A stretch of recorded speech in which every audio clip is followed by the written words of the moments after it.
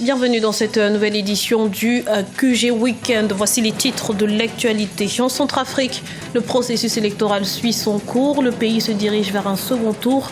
Aucun candidat n'ayant obtenu la majorité absolue lors de la présidentielle du 30 décembre 2015.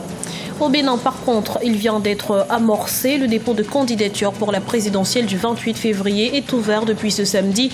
Les candidats ont jusqu'au 12 janvier pour se déclarer. Et puis, l'écotourisme alternative de diversification de l'économie à Djibouti. Plusieurs campements écotouristiques ont vu le jour depuis juin 2015, drainant des recettes économiques considérables.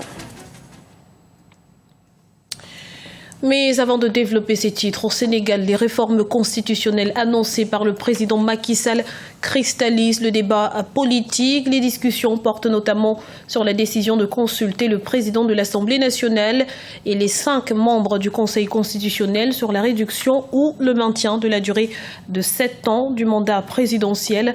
En visite dans la localité de Lagos ce samedi, le président sénégalais Macky Sall a dénoncé ces polémiques, appelant la population à se concentrer sur la stabilité du pays. Un duel d'ex-premiers ministres se profile en Centrafrique. Selon les résultats globaux mais provisoires, Anissé Georges Dologuélé et Faustin Archange Touadéra sont arrivés en tête de la présidentielle du 30 décembre 2015. Les autres candidats appellent à la contestation. Les précisions d'Olivia Yérédobré.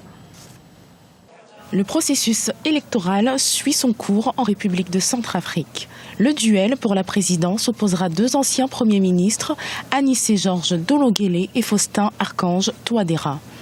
Économiste de 58 ans, Anissé Dologuélé, perçu comme l'un des favoris de l'élection, a obtenu 23,78% des suffrages devant son rival Faustin Archange Touadéra, crédité de 19,42% selon les chiffres de l'autorité nationale des élections. Le candidat Dologuélé se dit satisfait des résultats du scrutin du 30 décembre 2015, alors même qu'une vingtaine de candidats dénoncent certaines irrégularités. Ces derniers ont par ailleurs exigé dans une déclaration commune en date du 4 janvier 2016 l'arrêt des opérations électorales. Il y a toujours des irrégularités et l'organisation par l'ANE a connu quelques faiblesses. Et donc quand une organisation a des faiblesses, quelques candidats en profitent, ou tout au moins leurs partisans en profitent pour essayer de faire passer des choses pas très réglementaires. Nous l'avons tous dénoncé. Maintenant, les personnalités vont s'adresser à la Cour constitutionnelle, comme chacun de nous, pour relever les irrégularités. La satisfaction d'être au premier tour, d'être le premier sorti des urnes pour le second tour, n'empêche pas que quand il y a des irrégularités, mais concernant mes candidats aux élections législatives, que nous ayons que nos équipes de juristes qui travaillent sur ça. En cas de victoire à l'élection présidentielle, Anissé Georges Dologuélé promet d'axer ses priorités sur la création d'emplois et la formation de la jeunesse dans une Centrafrique où la moitié de la population est âgée de moins de 18 ans. Ma principale action sera de créer les conditions pour lancer le secteur privé, faire en sorte qu'il y ait de plus en plus de richesses de créer, ce qui implique qu'il y ait création de richesses et création d'emplois où la majorité de la population centrafricaine est jeune.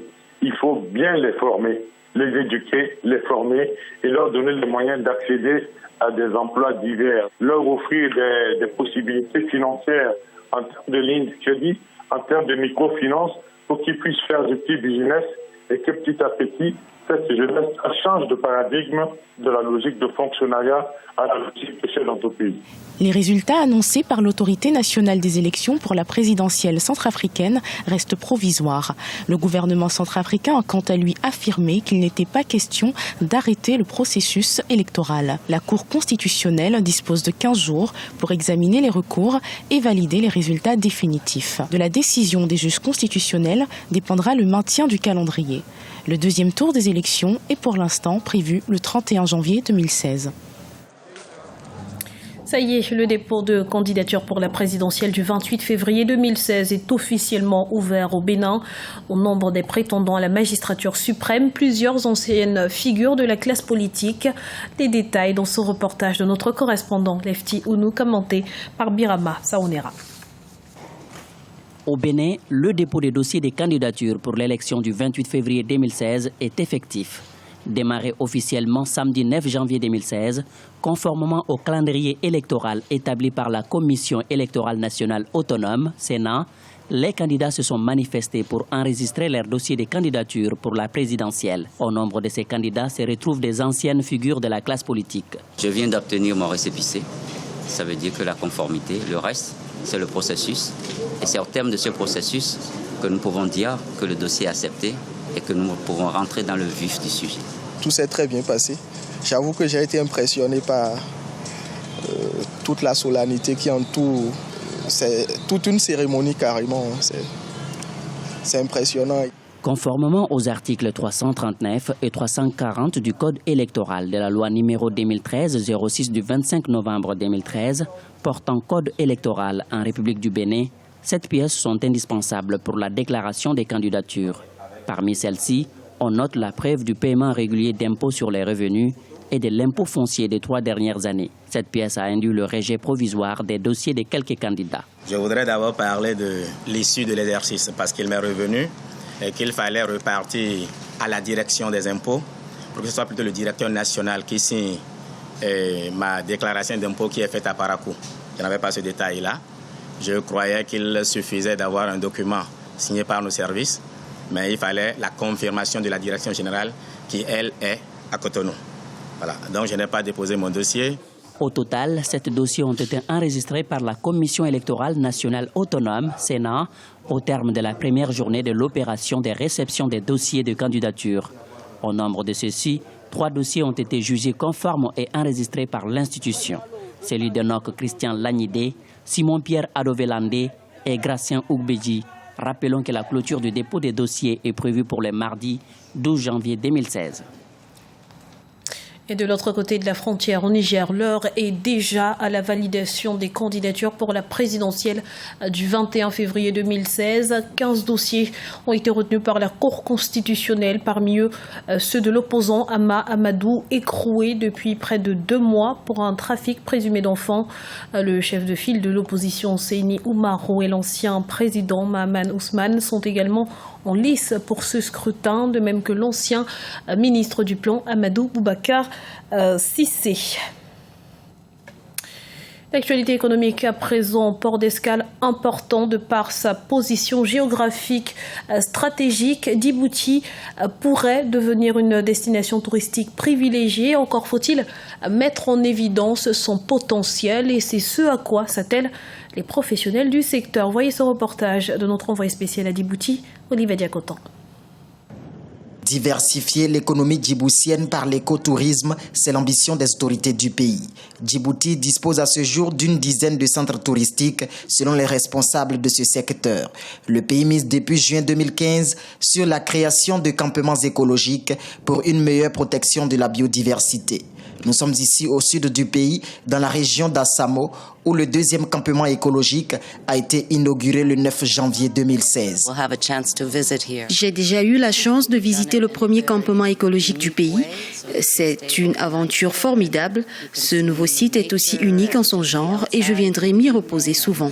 Je viendrai bientôt venir ici me reposer, gâter avec mes enfants et mon mari. C'est pas toujours les Blancs qui viennent. Nous, les Djiboutiens, on aime aussi de venir dans des lieux pareils. Le premier campement écotouristique du pays fonctionne depuis le 4 juin 2015 dans la région de Djalilo. 674 touristes ont fréquenté cet endroit en 7 mois d'activité. Ce site a permis d'augmenter 50% de la faune, surtout les antilopes sont passées de 23 à 35. Le potentiel touristique est énorme. Mais jusqu'à présent, on utilise peut-être qu'à peine de 10% ou 20% de cette capacité. Donc je suis confiant que dans l'avenir, le gouvernement a beaucoup investi dans le domaine des infrastructures du tourisme, notamment dans le domaine hôtelier. Je suis convaincu que dans les années à venir, le tourisme va se développer beaucoup à Djibouti. On pourrait imaginer faire la même chose dans la forêt du Daï, pourquoi pas, pour essayer de protéger la forêt également.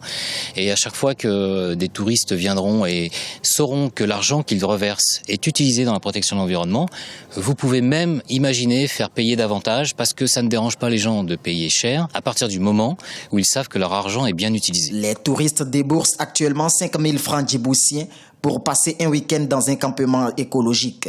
Les recettes sont immédiatement investies dans des projets environnementaux. Dans le reste de l'actualité, Hosni Moubarak n'a pas obtenu gain de cause. La Cour de cassation a rejeté ce samedi le pourvoi en cassation de l'ancien président égyptien et de deux de ses fils. Ces derniers avaient été condamnés en mai 2015 à 3 ans de prison pour corruption et détournement de fonds publics.